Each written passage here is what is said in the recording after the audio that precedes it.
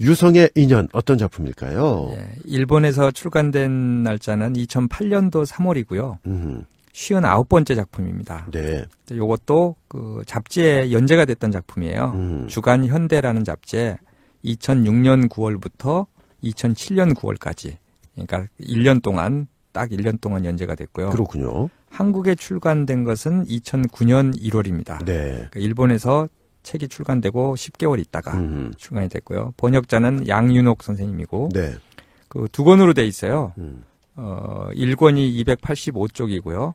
2권이 286쪽. 그래서 총 571쪽이 되는 상당히 두터운. 네. 아주 잘 펴내죠. 책 가지고 오셨죠? 예. 네. 유성의 인연은 버전별로 또 다 갖고 계시나요? 요것도 한 세트로 4개인가 5개인가 한 10권 가까이 갖고 있어요. 유성의 인연만? 예. 아, 대단하시네. 왜 그러냐면은 띠지 있는 거 갖고 오셨네. 띠지가 네. 요 띠지도 똑같은 띠지가 있는데 네. 요 지금 제가 갖고 온 거는 띠지가 아닌 붙어있는 띠지고요. 인쇄된 띠지고 똑같은 건데 떨어져 있는 띠지가 있더라고요. 아유, 우리 교수님 하여간 이 띠지 사랑 정말. 아이, 그러게 뭐 띠지 덕후인가 뭐 모르겠는데. 띠지만 따로 좀 구입할 수 있으면 좋겠는데. 그렇습니다. 네, 그건 안 되고. 유성의 인연만 대여섯 개 버전. 10권 정도 갖고 있는 것 같아요. 예. 자, 84작품 가운데 59번째 작품이고요. 예. 번역은 누가 하셨습니까? 양윤옥 선생님. 양윤옥 선생님이 말씀해 주셨죠. 자, 이게 2회차 스포일러 버전에서 더 자세히 말씀해 주시겠습니다만 간단히 알려져 있는 내용으로만 해서 줄거리 좀 설명해 주시죠. 어느 날 밤에 졸지의 살인 사건으로 부모를 잃은 어린 3남매가 범인을 밝히기 위해 살아가는 모습을 담은 작품이에요. 아하. 이 3남매는 살인 그 부모가 살인을 당하고 나서 그 14년 후에 사건 공소시효가 1년밖에 안 남았을 때 우연히 누가 그 부모를 죽인 범인을 알게 돼요. 아, 우연히. 예, 그래서 아주 그 범인을 잡기 위해서 고군분투하는 스토리이고요. 네. 또 이 작품은 그 3남매의 가족에 대한 이야기로 아주 유명합니다. 어려서 부모를 잃었지만 3남매가 성인이 되어서 서로 의지하면서 살아가는 동안 아주 감동적인 이야기들이 많이 나와요. 그렇지만서도 그 안에 추리 그리고 스릴러가 가미되어서 독자들로 하여금 굉장한 몰입감을 주고요. 그렇군요. 마지막에는 반전, 감동 등도 아주 잘 버무린 수작인 작품이에요. 아, 이게 반전은 정말 기가 막힌 반전이 있죠. 예, 대단한 반전이 있습니다. 거기다 또 감동. 예. 히가시노 게이고가 그냥 일반 그 미스테리 작품들하고 좀 차별화되는 게 바로 이 감동적인 측면인 있습니다. 것 같아요. 이 작품 유성의 인연 사실 저도 읽었거든요. 예. 기억이 안 나요. 그러시죠. 그리고 가능하면 요 방송하기 전까지 제가 다시 한번 좀 읽어보려고 하는데 이거는 읽지를 못하고 왔습니다. 저도 세 번째 읽은 거였거든요. 근데 중간에 스토리가 이제 기억이 나더라고요. 세 번째니까. 근데 그렇군요. 끝에 그 반전은 정말 기억이 안 나서 깜짝 놀랐습니다. 교수님 기억력과 관련이 있나? 그런 것 같기도 합니다. 아니, 농입니다. 유성의 인연 이게 대전 유성이 아니죠. 아니죠. 별똥별 유성입니다. 별똥별 유성의 인연. 되겠습니다. 자, 이 작품이 일본하고 우리나라 모두에서 다 상당히 인기를 끌었죠. 예, 대단한 인기입니다. 이것도 일단 그 상을 하나 탔는데 제 43회 신푸상. 신푸. 예. 아, 신풍이네요. 신풍. 한자로는. 예, 맞습니다. 일본어로는 신푸라고 있는 모양이죠. 예, 2008년도에 수상을 하고요. 네. 계속 말씀드리는 그 통계 중에 하나 팬투표. 일본 그 10,000명이 팬투표를 통해서 히가시노 게이고 작품 랭킹을 매긴 게 있거든요. 그렇군요. 그래서 거기에서 유성의 인연이 무려 3위를 차지했어요. 대단하죠. 네. 1등이 용의자 X의 헌신, 2등이 백야행. 그러니까 나미야 자파점의 기적 직전까지니까요. 예. 포함이 안 됐죠. 예, 그리고 3위가 유성의 인연이다. 정말 대단하죠. 예. 71작품을 놓고 투표를 한 건데 3위니까 대단하고요. 예, 서울대 가겠네. 정말 대단합니다. 예. 제가 이렇게 보니까 꼭 그런 건 아니지만 일반적으로 이 감동 코드가 좀 많은 작품들은 순위가 높더라고요. 그래서 가가 형사 시리즈가 상당히 높아요. 그래요. 신참자가 4위, 붉은 손가락이 8위. 이거 다 다뤘었습니다, 저희. 그렇죠. 기린의 날개가 13위. 요것도 다뤘고요. 이렇게 하고 도끼오도 9위. 아, 도끼오도 진짜 감동적이죠. 그래서 일본 사람들이 상당히 감동적인 작품을 좋아하구나를 알고 있게 됐고요. 네. 그리고 우리나라에서도 대단한 인기예요, 이 작품이. 한국에서도 알라딘 독자들이 투표로 뽑은 히가시노 작품 순위에서 네. 요것도 3위를 했어요. 아, 이거 우리나라에서도요? 우리나라에서 3위를 했습니다. 이거 1위, 2위는 뭐가 있나요? 1위 용의자 X의 헌신했고요. 네. 2위 백야행. 그래서 3위까지는 일본하고 똑같더라고요. 똑같네요. 네, 재밌습니다. 아주. 근데 4위가 좀 눈여겨볼 만하네요. 4위가 그 일본에서는 신참자가 했고, 예. 그 우리나라에서는 탐정 갈릴레오. 요게 그 단편집이거든요. 유가와 교수 나오는 예. 거죠. 그래서 유가와 교수 시리즈, 유가와 시리즈, 갈릴레오 시리즈 1위예요. 첫 번째 그렇군요. 건데. 예. 그래서 그게 4위를 했더라고요. 아니, 사실 우리나라하고 일본하고 정서가 많이 다른 것 같은데. 그래도 또 히가시노 게이고 작품에서는 1, 2, 3위가 같다. 그러더라고요. 이것도 사실 눈여겨볼 만한 대목이네요. 재밌는 스토리입니다. 자, 일본과 한국에서 상당한 인기를 끌었다까지 설명을 드렸는데 예. 이 작품에 대해서 히가시노 게이고 스스로 평가한 이야기가 있죠. 예, 요 이야기도 그 표지, 겉표지에 이렇게 책 겉표지에 나와 있거든요. 네. 그 이 작품에 대해서 히가시노 게이고가 이렇게 말을 했다 그래요. 이 소설은 내가 쓴 것이 아니다. 아, 이게 무슨 얘기죠? 그러게요. 예. 등장인물이 써낸 것이다.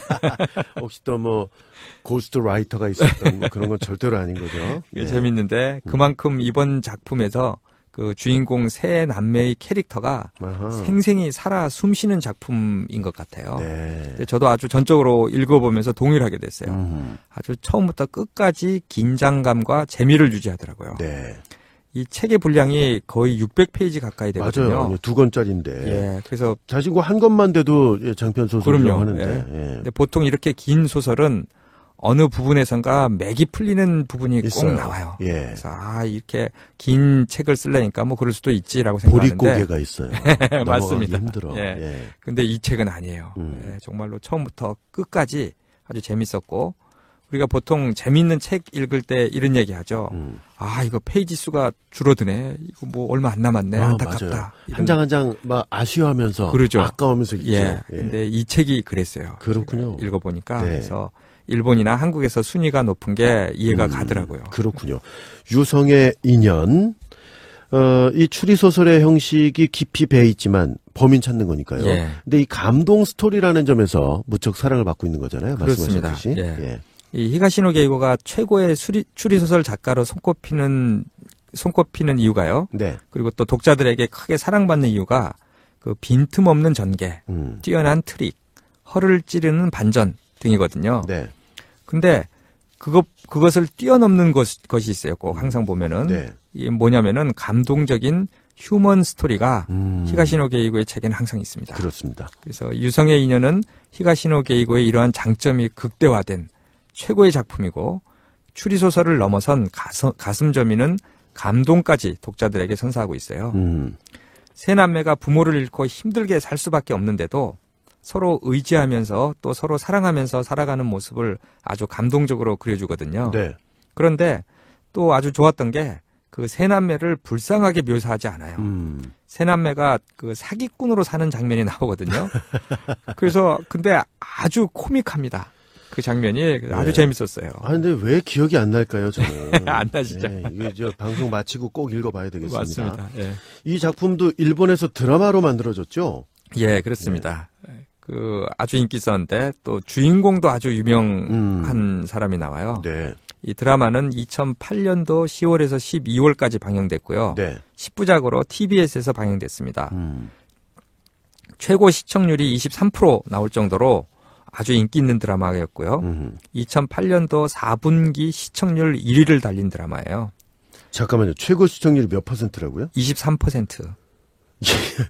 이거 정말 경이로운 수치예요. 일본에서는 경이로운 수치예요. 왜냐하면 채널이 워낙 많기 때문에요. 그러니까요. 인구도 많고요. 그럼요. 대단하고 그 각본을 쓴 분이 아주 유명한 분이에요. 쿠도 칸쿠로라는 분인데. 쿠도 칸쿠로. 예, 저도 뭐 잘은 모르는데 그 아주 유명한 시나리오 작가라고 합니다. 네. 뭘로 유명하냐면 청춘물. 청춘물 드라마 작가로 아주 유명하고요. 네. 그래서 이제 그 유성의 인연 제가 몇 편을 봤는데 이 청춘물 같이 좀 만들었어요. 이거 다 본 건 아니시고. 예, 몇 편을 봤는데. 네. 그리고 약간 좀 유치한 유머 코드도 많이 등장하고, 그 만화 기법도 수시로 나옵니다. 만화가 막 나와요. 네. 만화로.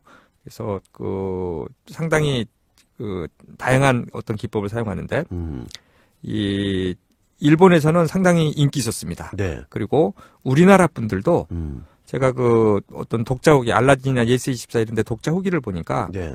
드라마를 먼저 봤다는 사람들이 꽤 많더라고요. 책보다. 예. 그만큼 이게 아주 인기 드라마였기 때문에. 예. 그렇군요. 주인공이 유명하다고 그러셨는데 누굽니까? 예, 이 주연을 맡은 주인공이 굉장히 유명해요. 네. 니노미야 카즈나리. 니노미야 카즈나리. 예. 예. 네, 이름도 아주 발음이 좀 어려운데. 네. 그 삼남매라 그랬잖아요. 네. 위에 둘이 남자고 밑에가 이제 여동생인데 그 첫 번째 그 고이치라는 역을 맡았어요. 네. 근데 이 아주 유명합니다. 이 후쿠야마 마사하루만큼은 아니겠지만 거의 그 급으로 유명한 그 배우 겸 가수예요. 그래요? 예. 그 저희가 지난번에 그 도끼오 할 때 네. 그 아라시 멤버 중에 한 명이 주인공이다 그런 얘기를 예. 했었죠. 그 아라시가 뭐 거의 빅뱅급이라고 그러셨던가요? 맞습니다. 예. 그 아라시 몰라시 뭐 이제 얘기도 했는데 그 도쿄에서는 사쿠라이 쇼라는 그 멤버 중에 한 명이 예. 그 주인공을 했고요. 예. 이 니노미야 카즈나리도 아라시 멤버입니다. 아, 그래요? 예, 5명 5인조 남성 멤버인데요. 네. 그 중에 한 명이고 그래서 이 유성의 인연 드라마 주제곡도 아라시가 불렀어요. 아, 그렇군요. 예, 그리고 요 니노미야 카즈나리는 83년생, 1983년생이고 어리네요. 2017년 현재 34살. 그렇군요. 이고요. 자, 이 니노미야 카즈나리도 지금 보니까 자료를 많이 준비를 해 오셨는데 예. 이거 어떻게 할까요? 나중에 저 배우 특집을 한번 또 몇 명 묶어서 한번 해볼까요? 할 때 한번 네, 그렇게 하죠. 하는 게 나을 것 같아요. 지금 시간이 그렇죠. 많이 가서 맞습니다. 자, 지난번 그 배우편 방송에서 후쿠야마 마사하루 그 유가와 교수죠. 성녀의 구제 그 작품에 이제 나와서 유가와 교수로 나오는데 거기서 후쿠야마의 노래를 듣는 장면이 나오잖아요. 예, 그 때문에 막 웃었죠, 저희가. 예, 그 본인 노래인데. 예. 근데 이 유성의 인연에서도 비슷한 그 유머가 등장을 한다고요? 예, 아주 재밌는 그 유머가 나오는데. 네. 그 소설 마지막 부분에 두 형제가 네. 가짜로 형사인 척하고 범인으로 여겨지는 사람의 집을 찾아가는 장면이 나와요. 아. 근데 이제 가짜 형사이기 때문에 네. 가짜 이름이 필요하잖아요. 그렇죠. 그래서 가짜 이름을 만드는 장면이 나오거든요. 네. 그런데 그 이름이 정말 배꼽 잡게 만듭니다. 그 형제 중 한 명은 구산하기 형사로 하자 그렇게 얘기하고 저 갈릴레오 시리즈에 나오는. 맞습니다. 네. 그리고 그 다른 한 명은 그럼 가가 형사로 하지 뭐.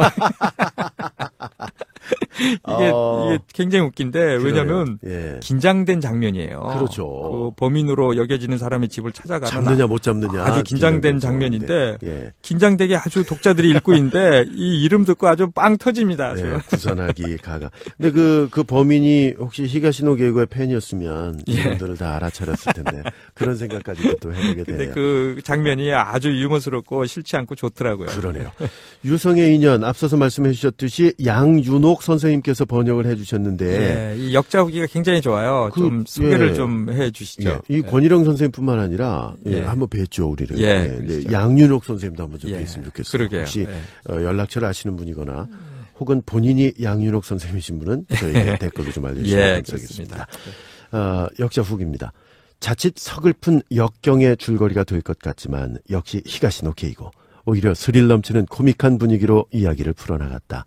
바로 지금의 젊은 세대가 원하는 경쾌한 오락성과 드라마틱한 재미를 충분히 담고 있어서 유성의 인연은 지금까지 발표된 그의 수많은 소설을 뛰어넘는 소설이라는 평가를 받았다. 묵직한 중량감을 가진 소설이지만 여러 번 거듭해서 읽을 때마다 새로운 맛을 느꼈던 행복한 번역 작업이었다. 독자 여러분께서도 한 번이 아니라 최소한 2번 이상은 읽어보기를 권하고 싶다. 맞는 말씀 하셨어요. 우리 이 프로그램에서 저희가 강조하고 있는 내용들이 다 여기 또 들어가 있습니다. 그렇습니다. 한 번 읽어서는 그러니까 2번, 3번 읽어도 재밌는 그렇습니다. 말씀드렸고요. 자, 이제 줄거리를 위주로 해서 쭉 설명이 될 텐데 재밌어요. 굉장히 재밌습니다. 교수님의 낭낭한 음성으로 좀 소개해 주시죠. 하야시 라이스라는 대표 메뉴를 파는 식당을 운영하는 부모와 그들의 초등학생 3남매는 부유하지는 않지만 행복하게 살고 있는 평범한 집이에요. 이 하야시 라이스라는 거는 우리나라에서는 이제 하이라이스라고 알려져 있죠. 하이라이스 알죠. 이게 그 일본에서는 하야시 라이스라고 합니다. 그러니까 이게 고기덮밥 같은 거죠. 예, 맞습니다. 네. 예, 맞습니다. 아, 배고프다 이거 얘기 들으니까. 예. 그런데 그 어느 날 별똥별 유성이 무수히 많이 떨어진다는 날에 이 세 남매는 부모 몰래 집을 빠져나와요. 네. 그래서 집 근처에 높은 언덕에 올라가서 유성이 떨어지는 것을 보러 가게 됩니다. 하지만 비가 내리는 바람에 유성은 잘 보지도 못하고 또 막내 여동생 초등학교 1학년인데 그 첫째는 초등학교 6학년이고요. 그리고 그 잠든 막내 여동생을 업고 집에 돌아와 보니 엄청난 일이 집에서 벌어져 있어요. 그것은 엄마 아빠가 칼에 찔려서 살해당해 있는 것이었어요. 그런데 이 세 남매가 집에 도착했을 때 집을 다급하게 빠져나가는 범인의 얼굴을 둘째가 슬쩍 봤어요. 그래서 경찰은 둘째의 증언을 토대로 몽타주를 그려서 사건을 해결하려고 하는데 주변에 범인으로 보이는 사람을 찾기가 어려워요. 네. 그래서 결국 사건은 미궁으로 빠지고 맙니다. 아이들은 아동보호시설로 보내지고 그곳에서 중학교, 고등학교를 마치고 성인이 되어서 사회로 나가게 돼요. 그래서 이 남매가 같이 살게 되는데 그러던 중에 셋째인 여동생이 그 다단계 사기를 당하게 돼요. 아유, 저런. 예, 그래서 돈을 잃게 되자 그것을 계기로 이 세 남매는 자신들이 사기단의 길로 들어서게 됩니다. 그런데 이런 나쁜 일을 하고 사는 남매를 히가시노 게이고 작가는 아주 코믹하게 그리고 있어요. 네, 지난 시간에 설명해 주셨죠. 예, 네. 마치 독자들이 세 남매와 같이 사기꾼이 되어서 신나는 체험을 하는 듯한 경험을 하게 해줘요. 네. 이게 그렇게 싫지 않습니다. 일반적으로 이렇게 극한에까지 몰려서 사기꾼으로 살게 되면은 아주 진지하게 그려야 되는 것이 보통이거든요. 그렇죠. 근데 이 소설에서는 그렇지 않아요. 그래서 책을 보면서도 세 남매가 불쌍해서 가슴이 아프거나 이렇게 감정적으로 너무 힘들지 않게 해줘서 아주 좋았고요. 네. 그런데 어느 날 이들 세 남매는 큰 사기를 한탕 치고 이제 마지막으로 큰 사기를 치고 그만두려고 어떤 한 인물을 타겟으로 삼고 접근을 해요. 네. 그는 도가미정이라는 아주 꽤 잘 나가는 식당 체인점 사장의 아들이에요. 이 아들은 새로운 지점을 시작하려고 하는 아주 착하고 성실한 인물로 그려집니다. 그에게 셋째 여동생이 그녀의 미모를 내세워서 1억짜리 다이아 반지 사기를 치려고 계획을 하고 접근을 하게 됩니다. 여동생이 미인인가 보죠? 아주 미인으로 나와요. 네. 그런데 이 남자가 너무 착하고 너무 좋은 사람이에요. 그래서 이 셋째 여동생은 그동안에는 느끼지 못했던 여러 남자에게 사기를 치는데 네. 그동안에는 느끼지 못했던 호감을 이 남자에게 느끼게 돼요. 그러니까 이게 사기 대상자와 또 사랑에 빠지게 되는 건가요? 또 뭐 그런 어떤 스토리로 갈 것 같은 어떤 느낌이 들어요. 네. 그런데 여기에서 엄청난 사실과 맞닥뜨리는 일이 발생을 해요. 그것은 뭐냐면 도가미정 식당 체인을 시작한 사장, 그 호감을 가진 남자의 아버지죠. 사장의 얼굴, 즉 사기 치려는 상대남의 아버지를 우연히 둘째가 보게 되는데 네. 보고 나서 엄청난 이야기를 나머지 두 남매에게 해줘요. 이게 뭐냐면 그 도가미정 식당의 사장이 바로 14년 전 우리 아버지 엄마를 죽인 범인의 얼굴이라는 거예요. 아, 둘째가 얼굴을 얼핏 봤으니까 기억을 하고 있었어요. 기억을 하고 있었군요. 네. 예. 14년이나 지났지만 내가 정확히 기억한다 그러고 네. 그 범인이라는 거예요. 정말 놀라운 사실이죠. 근데 그 두 남매가 이걸 믿을 수가 있었을까요? 그러니- 14년 전 얘기인데. 그러니까요. 네. 그래서 이 둘째의 14년 전의 기억을 못 믿어워요. 두 남매가. 근데 그 사장이 범인이라는 확신을 주는 일이 생기게 됩니다. 그때가 공소시효가 1년밖에 안 남은 맞아요. 상황이었기 예. 때문에 이게 이제 그 3남매에게는 더 큰 충격으로 다가왔겠죠. 그렇습니다. 예. 예. 그래서 그 사장이 범인이라는 확신을 세 남매가 다 알게 되는 네. 것이 그게 뭐예요? 무엇이었냐면 하야시 라이스의 맛이었어요. 아, 그걸 이 3남매 부모가 그거를 대표 메뉴라는 식당을 운영을 했을까요? 그렇죠. 예. 그렇죠. 이 도가미정의 성공 배경에는 그 하야시 라이스의 맛이 있었거든요. 아. 그런데 도가미정의 하야시 라이스를 먹어본 남매들은 네. 자신의 부모가 이 자신의 부모만이 가지고 있었던 특별한 레시피가 있었거든요. 그래서 유명했거든요. 그러니까 하야시 라이스, 우리는 이제 하이라이스라고 하는 요게 상당한 중요한 역할을 하는군요. 그렇습니다. 예. 그래서 이 맛이 똑같아요. 자기 부모가 만들었던 특별한 맛이었거든요. 부모가 만들어. 그래서 그것을 알게 되고, 도가미정 사장이 자신들의 부모를 죽이고 그 레시피를 손에 넣었다는 확신을 갖게 돼요. 정말 나쁜 놈이네요. 그러죠. 예. 근데 이 14년이나 지난 현재 이 사람을 범인으로 잡아넣을 증거가 하나도 없어요. 심증은 있으나 그러니까요. 없는 거죠. 그렇게 되자 이 세 남매는 도가미정 사장을 범인으로 만드는 작업을 시작하게 돼요. 그것은 뭐냐면은 14년 전에 본인들이 집에서 나올 때 아동 보호 시설로 들어가기 전에요.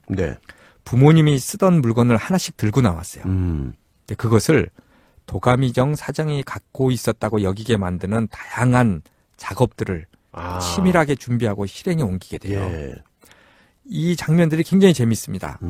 14년 전에 자신의 부모를 죽인 살인사건의 범인은 발견했는데 그를 범인으로 몰아가기에는 증거가 너무 부족하거든요. 그렇지만 세 남매가 그를 범인으로 만들기 위해 사력을 다하는 모습에 독자들은 감정이입을 하게 되고 또 사건이 어떻게 전개될지 무척 궁금해지게 됩니다. 그러네요. 그런데 그 와중에 앞에서도 잠깐 나왔지만 셋째 여동생은 이 도가미정 사장의 아들이 너무 착하고 자신에게 잘해주기 때문에 큰 호감을 갖게 돼요. 부모를 죽인 살인자의 아들인데. 그러니까요. 자신의 부모를 죽인 범인의 아들에게 호감을 가지면 안 된다는 생각이 있고 또 마음에 드는 남자에게 끌리는 자신의 어찌할 수 없는 마음이 있어요. 그래서 그 두 가지 상반되는 마음에 큰 갈등에 빠진 여동생의 입장을 이 두 오빠가 눈치를 채요. 그리고서는 그 여동생에게 말도 안 된다 하고 크게 다그치는데 그럼에도 불구하고 이 여동생을 사랑하는 두 오빠 또한 그런 상황에 대해서 갈등에 빠지고 고민을 하게 됩니다. 그렇군요. 그래서 이 감동 코드가 참 남다르다 그랬잖아요. 그래서 이 세 남매의 서로 간의 사랑이 아주 아름답고 감동적으로 그려지는 작품이기도 해요. 그렇군요. 자, 그러면 이 도가미정 사장을 이제 범인으로 여겨지게끔 만드는 여러 장치들을 계속 만들었겠네요. 그렇죠. 그래서 그런 장치들을 만들어 놓고 이걸 경찰한테까지 흘리거든요. 그래서 경찰도 드디어 움직이게 됩니다. 그래요. 하지만 14년 전의 물건을 도가미정 사장이 갖고 있었을 수도 있다는 정도의 증거만으로 결정적인 증거가 되지 않아요. 경찰도 난항을 겪게 되는데 그래서 극단적인 이제 조치를 취하게 돼요. 이 세 남매가 뭐냐면은 이 도가미정 사장의 집에 아주 결정적인 증거를 심어 놓으려는 계획을 꾸미게 됩니다. 그래서 뭐냐면은 살해당한 아버지가 자기 아빠가 남긴 하야시 라이스 만드는 비법이 적힌 레시피 노트가 있었거든요. 그 노트를 도가미정 사장의 집 서가에 몰래 꽂아놓고 그것을 경찰이 발견하게 해서 도가미정 사장이 살인사건의 범인이라는 결정적인 증거물로 삼게 하려는 계획이었어요. 와, 이거 진짜 결정적인 증거겠네요. 결정적이죠. 요거는. 그래서 도가미정 사장의 아들과 친해진 여동생이 이 역할을 맡게 돼요. 그래서 그 집에 방문하는 과정, 그리고 몰래 서가에 숨겨놓는 과정 등등이 아주 굉장한 긴장감을 주는 장면이에요. 그래서 독자들은 큰 재미를 가지고 읽을 수 있고요. 근데 또 그 집 식구들이 너무나 자신을 환대해줘요. 여동생을. 이 사장, 또 사장 부인, 또 이 아들까지. 그래서 이 여동생은 또다시 마음이 흔들립니다. 싱숭생숭해져요. 그래서 이런 그 갈등되는 상황에 대한 탁월한 심리 묘사에 아주 히가시노 게이고 작가가 대단하게 그 묘사를 하고 있습니다. 저도 정말 동의합니다, 이거. 그러죠. 그래서 어쨌든 이제 큰 일이 끝났다고 생각하는 세 남매에게 깜짝 놀랄 일이 다시 벌어져요. 그것은 도가미정 그 사장 아들이 갑자기 그 집 서가에 숨겨놓은 비밀 레시피 노트를 들고 여동생에게 나타났어요. 그거 몰래 숨겨놨는데. 그걸 찾았어요. 우연히 어떻게 또 찾게 돼요. 그래서 결국 세 남매의 계획은 다 들통이 나버리게 돼요. 아이고, 저런. 오히려 이 세 남매는 큰 위기에 빠지게 됩니다. 그러네요. 그런데 도가미정 사장의 아들은 이 상황을 너무나 황당해 하겠죠. 그런데도 이 세 남매의 계획은 다 들통이 나버리게 됩니다. 오히려 이 세 남매는 큰 위기에 빠지게 됩니다. 그런데 도가미정 사장의 아들은 이 상황을 너무나 황당해 하겠죠. 그런데도 이 세 남매의 계획은 다 들통이 나버리게 됩니다. 오히려 이 세 남매는 큰 위기에 빠지게 됩니다. 그런데도 이 세 남매의 사정을 이야기를 다 듣고 난 후에 솔직하게 다 얘기를 했군요. 예, 고민에 빠지게 돼요. 아무리 생각해도 자기의 아버지가 14년 전에 살인사건 범인인 것 같은 거예요. 이에 이 도가미정 아들이 세 남매와 협력을 하게 됩니다. 자신의 아버지가 진짜 범인인지를 이제 밝혀내기 위해서. 예. 이게 사실 현실에서는 일어나기 힘들죠. 네. 예? 자기 아버지가 아무리 범인이라도 숨겨주려고 하겠죠. 그렇죠. 이제 소설이니까. 그렇죠. 하지만 예. 또 이럴 수도 있는 거죠. 저 그럼요. 사랑하는 여인. 예. 네, 관련된 그리고 일이니까. 또 굉장히 착하고 정의롭거든요, 이 아들이. 그래서 어쨌든 그런 설정이지만 이야기는 흥미진진하게 이제 전개가 됩니다. 네. 그래서 결국 도가미정 아들의 도움으로 두 형제는 형사로 가장해서 구사나기와 가가. 그렇죠. 아주 이름으로. 굉장히 그 긴장되는 순간에 아주 너무 웃겼습니다. 아주. 네, 예. 네. 그래서 가장에서 도가미정 사장의 집을 방문해서 그 진상을 밝히게 됩니다. 밝혀진 진상이 아주 흥미진진합니다. 진실은 뭐였냐면은 도가미정 사장은 살인 사건의 범인이 아니었어요. 아, 그래요? 예. 다 범인이라고 이제 생각을 하고 있었잖아요. 네. 아니었어요. 그런데 왜 도가미정 사장이 세 남매 아버지의 하야시 라이스 레시피를 가지고 있느냐? 그게 궁금하죠. 그게 궁금하죠. 네. 진상이 이렇게 됐습니다. 14년 전 이야기로 이제 돌아가 봅니다. 14년 전 세 남매의 아버지는 도박에 빠져서 사설 도박단으로부터 돈을 빌리고 그 돈을 갚지 못해서 당장 큰 돈이 필요했어요. 그래서 결국 돈은 없었는데 결국 하야시 라이스 비법을 도가미정 사장에게 팔기로 했어요. 아, 그 중요한 것을. 예. 워낙 그 사설 도박단으로부터 협박을 당하니까. 예. 예. 그래가지고 그 도가미정 사장에게 그날 밤 집으로 찾아오라고 했어요. 그래서 그 시간에 맞춰서 그 도가미정 사장은 그 집에 찾아갔는데 이미 칼에 찔려 죽어 있는 그 두 부부의 시신을 발견했던 거예요. 자신이 죽은 게 아니고. 네. 그래서 놀라가지고 급하게 도망을 나옵니다. 근데 그 선반에 얹어져 있던 하야시 라이스 비법 노트를 복사한 종이가 있어서 그것만 급하게 들고 나왔어요. 그러니까 그거를 갖고 나온 건 맞군요. 맞습니다. 그러니까 그 맛 그대로 유지해서 예. 체인점, 그렇죠. 유명한 그 성공을 음식점 거두게 되죠. 성공을 예. 된 거죠. 예. 그런데 그 둘째가 14년 전에 급하게 도망가는 범인을 봤다 그랬잖아요. 근데 그 범인이 바로 이 도가미정의 사장이었던 거예요. 이 둘째도 눈썰미가 있네요. 그렇죠. 예. 예. 정확하게 예. 짚어냈습니다. 그렇죠. 예. 그래서 자, 그러면 이 도가미정 사장은 진범이 아니죠. 그럼 진범은 도대체 누굽니까? 그렇죠. 예. 이제 여기서부터가 이 히가시노게이고 특유의 흥미유발, 반전 등 스릴러에 필요한 모든 요소가 총동원돼요. 그렇군요. 예. 그러니까 스포일러 중에서도 스포일러입니다. 지금부터 나가는 그렇죠. 내용이. 예. 예. 이 14년 전 이야기로 다시 돌아가 봅니다. 네. 이 14년 전에 세 남매의 아버지는 도박에 빠져 돈을 사설 도박단으로부터 빌리고 돈 갚아야 돼서 그 레시피 팔아야 됐다고 앞에서 얘기했잖아요. 네. 그런데 그 전에 이 도가미정 사장이 이 집으로 오기 전에 이 세 남매의 아버지는 이 집에 단골로 오던 경찰한테 자기가 사설 도박단 빚 때문에 공경에 처해 있다는 고민을 이야기를 했습니다. 네. 이 현재 힘들게 긁어 모은 200만 엔을 가지고는 그 사설 도박단 빚을 갚기에는 택도 없이 모자란다고 이야기를 했어요. 그러니까 이 경찰이 자신이 나서서 사설 도박단 돈을 갚지 않아도 되게 해결해 줄 테니까 지금 가지고 있는 200만 엔을 빌려달라고 이야기를 해요. 네. 왜냐면은 이 경찰에게는 심장병에 걸려서 큰 수술이 필요한 어린 아들이 있었어요. 아, 또 딱한 사정이 있었군요. 딱한 사정이 있었어요. 네. 그래서 그 수술비가 필요했던 경찰은 그 세 남매 아버지에게 그 돈을 우선 빌려주면 자신이 사설 도박단 일은 해결해 주겠다고 했던 거예요. 근데 이 세 남매 아버지는 그건 말도 안 되는 일이다 하고 거절을 했어요. 네, 일반적이지 않죠, 사실. 그렇죠. 예. 그리고 그 사설 도박단이 가만 안 놔둘 거다라고 하고 거절을 하고 이 말다툼이 벌어집니다. 경찰과. 그래서 그 말다툼 끝에 이 경찰이 부부를 칼로 찔러 죽였어요. 그리고 돈을 들고 도망을 갔어요.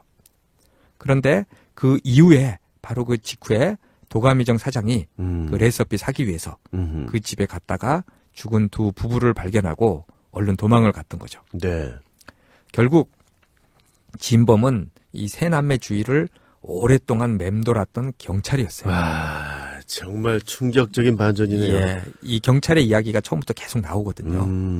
이 사실은 엄청나게 충격적이죠. 그러니까 독자들은 그 소설 내내 도가니정 사장이 범인이구나, 이걸 어떻게 잡아야 될까, 여기에만 관심이 쏠려 있었을 그렇죠. 텐데 예. 오히려 14년 전 그 살인 사건의 범인을 찾고 있던 경찰이 범인이다. 아유, 어우, 좀 오싹해지는데요. 엄청난 충격이죠. 예, 소름이 끼칩니다. 예. 그런데 이 경찰이 범인이라는 거를 밝혀지는 과정도 굉장히 재미가 있어요. 그것도 궁금해요. 그렇죠. 예. 예. 이 어떤 일이 있었냐면은 14년 전 사건이 있던 날 밤 살인을 저지른 경찰은 그날 비가 왔어요. 네. 비가 내렸기 때문에 비닐 우산을 쓰고 그 집을 찾아갔거든요. 그리고 살인을 저지르고 경황이 없기 때문에 이 지문이 묻은 우산을 그냥 놓고 왔어요. 아, 이거 큰일 날 일이죠. 그럼요. 결정적인 증거물이죠. 네. 본인의 지문이 묻은 우산을 놓고 왔다는 사실을 나중에 알게 됩니다. 그래서 살인 사건이 났다는 경찰에 신고가 들어왔을 때 본인이 경찰이기 때문에 가장 먼저 현장에 도착해요. 네. 그래서 우산의 지문을 아무도 모르게 지워버려요. 아, 그런데 이 어이없는 일이 그 우산은 사실 경찰의 우산이 아니었어요. 그 사람 우산이 아니었다고요? 예, 아니었어요. 지문을 지워버린 우산은 경찰의 우산이 아니었어요. 예. 그럼 어떻게 된 거냐? 경찰이 살인을 저지르고 난 후에 그 하야시 라이스 레시피 사기 위해서 도가미정 사장이 갔다 그랬잖아요. 그 사장도 우산을 갖고 갔어요. 그랬겠죠. 같은 곳에 꽂아두었다가 네. 그 시신을 발견하고 정신없이 도망 나올 때 아무 우산이나 가지고 나왔는데 그 우산이 바로 경찰이 놓고 간 우산이었어요. 그럼 도가미정 그 사장은 결국 결정적인 증거물을 본인이 확보를 하게 된 거네요. 확보하게 된 거죠. 네. 우산이 뒤바뀐 거죠. 그걸 몰랐을 거 아니에요, 처음에는. 경찰은 몰랐고 네. 이 도가미정 사장은 알게 됩니다. 집에 가서. 아, 나중에. 왜냐하면 우산이 똑같은 우산은 아니었어요. 그러니까 자기 게 아니는구나 하는 걸 알았다. 알았어요. 어허. 알았어요. 그래가지고 이 도가미정 사장은 이제 이렇게 생각했죠. 그 지문, 자기 지문이 묻은 우산이 지금 그 현장에 남겨져 있잖아요. 네. 그래서 경찰이 자신을 찾아오겠구나. 지문을 토대로 네.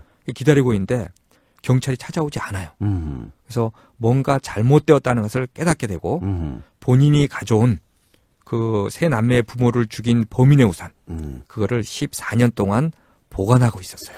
자기가 범인이 아니라는 것을 밝혀줄 수 있는 그렇죠. 자료니까 그걸 그렇죠. 보관하고 있었군요. 깨끗이 그 지문 묻은 상태로 네. 조심스럽게 보관하고 있었어요. 와. 그래서 이 도가미정 사장이 가져온 우산은 살인을 저지른 경찰의 우산이기 때문에 네. 우산에 경찰의 지문이 묻어 있었어요. 경찰이 그날 밤 지문을 지운 우산은 사실 도가미정 사장의 지문을 지운 우산이에요. 그런 거네요. 예. 예. 이렇게 사실이 밝혀지자 이 살인범인 경찰은 이제 알게 되죠. 이 사실이 밝혀지겠구나라고. 그러니까 본인 살인범이니까요. 그렇죠. 예. 결국 그 육교에서 차도로 뛰어내려서 자살을 하고 말아요. 그래도 양심은 있는 그 경찰이었어요. 왜냐하면 죽기 전에 동료 경찰에게 전화를 걸어요. 네. 그래서 이런 이 사건의 진상, 자기가 범인이라는 사건의 진상에 대해 적은 노트의 위치를 동료 경찰한테 알려주고 네. 죽게 되죠. 심장병에 걸려서 큰 수술이 필요한 어린 아들 때문에 예. 돈을 빌리러 갔다가 예. 우발적으로 이제 살인을 저지르게 그렇죠. 된 거니까요. 예. 딱한 사정이 또 있는 예. 거죠. 그래서 아주 못되게 그려지지도 않아요. 그러게 경찰이. 말이죠. 그러니까 히가시노 게이고 작품이 그런 것 같아요. 이 범인이 무조건 뭐 나쁜 사람으로만 맞습니다. 그려지는 게 아니라 예. 그 악의에서도 그렇지 않습니까? 그러니까요. 예. 예. 이렇게 사건은 해결이 이제 됐고요. 네. 그 마지막에도 아주 감동적인데 이 네. 셋째 여동생과 도가미정 사장의 아들. 네. 이 원래 좋은 관계가 좀 있었잖아요. 그럼요. 근데 이제 범인의 아들이기 때문에 그 맺어질 수 없는 사랑. 그것도 뭐 자기 이랬는데 부모를 죽인. 그러니까요. 예. 그렇게 되면 이게 참 이루어질 수가 없는 건데 이제 다 해소가 됐겠네요. 예, 그렇습니다. 다만 레시피를 그냥 갖고 갔잖아요. 그렇죠. 사실은 그렇죠. 그래서 그렇게 부자가 된 거였으니까. 그러게요. 그래서 하여간 다시 좋은 관계로 발전하게 되는 어떤 여지를 남겨놓고 네. 소설은 끝이 납니다. 아, 이거 참, 우리가 보통 방송하는 분량보다 좀 넘은 상황인데도, 예. 완전히 홀딱 빠져가지고 예, 들어가지고 그러죠. 예, 예, 정말 예. 재밌게 들었습니다. 아주 재밌습니다. 예. 예, 이야기가 무척 재미도 있고 또 감동도 있는데 그렇죠. 바로 그런 점 예. 때문에 우리나라와 일본의 독자들에게 더 사랑을 받는 맞습니다. 작품이 바로 유성의 인연이 아니냐 이렇게 예. 말씀해 주셨는데 맞습니다. 교수님은 이 작품을 이제 왕 덕후 입장에서 예. 어떻게 읽으셨는지요? 예, 제가 뭐 거의 모든 작품을 다 읽었잖아요. 그래요. 예, 근데 이 개인적으로 이 끝에 다 읽고 눈물이 났던 아하. 히가시노 게이고의 몇 안 되는 작품 중 하나예요. 그 정도로 그 등장 인물들에게 감정 이입이 될 수밖에 없을 정도로 몰입감이 뛰어난 작품이고요. 네. 많은 설정들이 사실 소설에서나 등장할 만큼 현실적이지 않은 것도 사실이거든요. 근데 그러한 설정들을 그 히가시노 게이고 특유의 뛰어난 이야기 구조로 이끌어감으로써 아주 큰 재미를 줬어요. 현실적이지 않은 그 구조라도 예. 그게 말이 되면 되는 건데 그러니까요. 이 말이 되게 되면 되는 그러니까 말이 되게끔 만들어요. 맞습니다. 예. 네, 그러니까 그렇죠. 참 그 글재주가 대단합니다. 예. 네. 한마디로 그 스릴러적인 재미, 또 14년 전에 일어난 살인 사건에 대한 궁금증 유발, 마지막에 감동적인 마무리 이런 것들을 통해서 독자들에게 재미를 줘야 하는 대중소설로서 갖춰야 할 모든 요소들을 갖춘 뛰어난 수작이라고 평가를 내리고 싶습니다. 교수님이 이렇게 평가하실 정도면 예. 정말 수작 중에 수작입니다. 예. 독자 댓글들도 있군요. 예, 소개해 주시죠. 추리, 유머, 가족애, 그리고 가슴 아픈 반전. 또 있어요. 예. 이 책을 읽고 나서 도서관에 있는 모든 히가시노 게이고의 책을 다 찾아서 읽었다. 강추. 예. 그러니까 저에게는 용의자 X의 헌신, 교수님에게는 백야행, 예. 또 어떤 분들에게는 악의 뭐 이런 작품인 것이 맞습니다. 이분께는 바로 유성의 인연이었군요. 그렇습니다. 일본 소설을 좋아하지 않았던 저를 바꿔주게 만든 책입니다. 추천합니다. 예, 대단하죠. 예. 친구 집에서 중간에 끊을 수가 없어서 야간에 화장실에서 읽은 책 최고다. 하셨고요. 어떤 분은 제가 히가시노 게이고에 대해서 알게 되고 그의 팬이 되게 한 작품입니다. 인간의 이익이 얽힌 갈등으로 인한 살인과 아픔을 가족관계와 결합해서 놀라울 정도로 섬세하게 잘 읽어냈더라고요. 또 그게 2대 걸쳐서 그의 자녀들에게까지 이어지는 아픔이라서 더욱 감명 깊었습니다. 사람을 죽이고 살리는 일에 대해서 쓰는 작가인데 그런 살인을 단순히 자극적인 아이템으로만 쓰는 게 아니라 그에 따른 상처들까지도 보듬어주는 것 같습니다. 앞으로도 이 작품을 가장 사랑할 것 같아요. 히가시노 게이고에 대해서 처음 읽으시는 분들께 강력 추천합니다. 하셨습니다. 예. 멋진 후기네요. 네. 사람 마음이 다 비슷한 것 같죠? 그렇습니다. 네. 예. 오늘 유성의 인연 스포일러 버전으로 함께 했습니다. 일반편은 바로 직전 버전에, 직전편에서 함께 했고요. 예. 자, 마칠 시간입니다. 이 시간이 많이 갔네요. 예, 그렇죠? 그러네요. 네. 늘 드리는 말씀 또 드려야죠. 예. 하트 많이 눌러주시고요. 댓글 많이 달아주시고. 그러네요. 구독 많이 해주시고. 네, 구독 신청 진짜 중요합니다. 예. 그리고 SNS를 통해서 여러분의 SNS 계정을 통해서 저희 프로그램 홍보 좀 해주세요. 예, 부탁드립니다.